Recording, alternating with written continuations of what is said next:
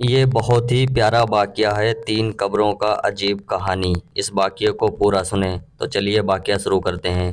تین قبروں کی ایک عجیب کہانی۔ قاہرہ میں ایک اونچی پہاڑی پر ایک شخص نے تین قبریں دیکھیں جو کہ ایک ہی لائن میں بنی تھیں اور بالکل ہو بہو ایک جیسی تھیں، مگر ان کی خاصیت یہ تھی کہ ان تینوں قبر پر الگ الگ آثار لکھے تھے۔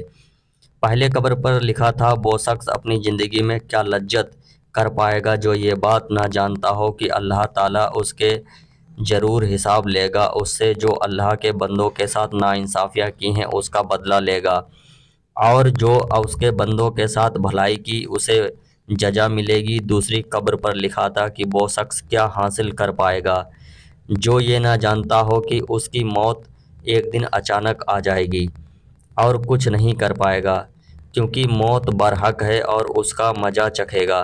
تیسری قبر پر لکھا تھا کہ جو شخص زندگی کے مزے لوٹے گا اس کا رخ ایک ایسی منزل کی طرف پہنچنا ہے جو جوانوں کو بوڑھا کر دے گا اور چہرے کے نقشے کو مٹا دے گا، اس کے جوڑ کو کمزور کر دے گا۔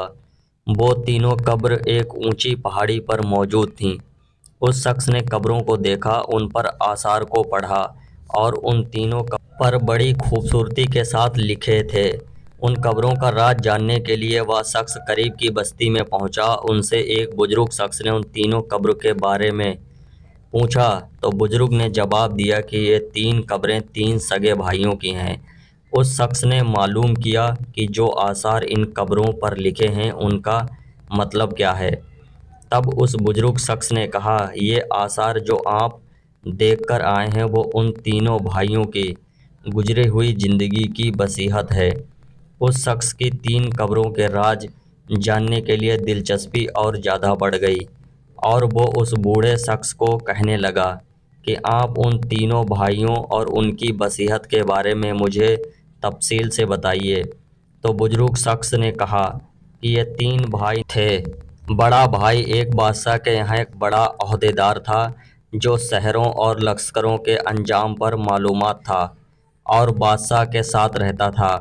دوسرا بھائی تاجر تھا اور تیسرا بھائی عبادت گزار تھا جس نے عبادت کرنے میں اپنی پوری زندگی گزار دی۔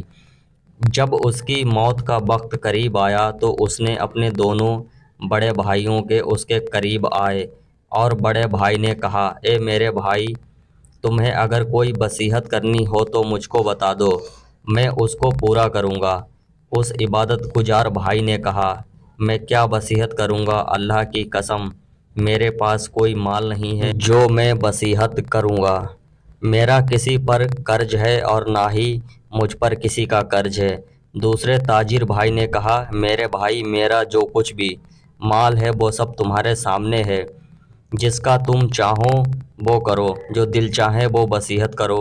اگر تمہارے دل میں کوئی بھلائی کا ارمان رہ گیا ہو تو مال کی وجہ سے پورا نہ ہو۔ تو اپنے بھائی کی بات سن کر اس نے اپنا رخ موڑ لیا اور اپنے بھائی سے کہا، مجھے تمہارا مال کی کوئی ضرورت نہیں ہے، لیکن پھر بھی میں تمہیں ایک وعدہ لینا چاہتا ہوں جس کی تم وعدہ خلافی نہ کرو گے۔ تو ان دونوں بھائیوں نے کہا کہ ہم وعدہ کرتے ہیں کہ تم جو کہو گے ہم اسے پورا کریں گے۔ تب اس عبادت گزار بھائی نے کہا، جب میں مر جاؤں تو مجھ کو ایک اونچی جگہ پر دفنا دینا اور میری قبر پہ لکھ دینا کہ زندگی میں وہ شخص کیا لذت حاصل کر پائے گا جو یہ جانتا ہو کہ اللہ تعالیٰ اسے ضرور سوال جواب کرے گا اور اس کے بندے کے ساتھ ہی جانے والی ناانصافیوں کا بدلہ لے گا، اور اس نے جو بھلائی کی ہوگی وہ اس کو جزا دے گا۔ اور جب یہ کام کر لے گا تو تم روزانہ 3 دن میری قبر پر آنا، شاید تمہیں نصیحت نصیب ہو جائے۔ اور اس کی موت کے بعد ایسا ہی کیا۔ اس کا بڑا بھائی روزانہ قبر پر آتا اور بہت دیر تک روتا اور چلاتا۔ پھر وہ تیسرے دن آیا اور قبر پر جا کر بہت رویا۔ اس کے بعد میں وہ وہاں جانے لگا تو اچانک قبر کے اندر سے زوردار دھماکے کی آواز آئی، اور وہ یہ آواز سن کر خوف زدہ ہو گیا اور وہاں سے فوراً اپنے گھر آ گیا۔ رات کو ایسے ہی اسلامک واقعہ کے لیے ہمارے چینل کو سپورٹ کریں۔ اس کا اگلا پارٹ ملے گا کل، تب تک کے لیے اجازت دیجیے، اللہ حافظ۔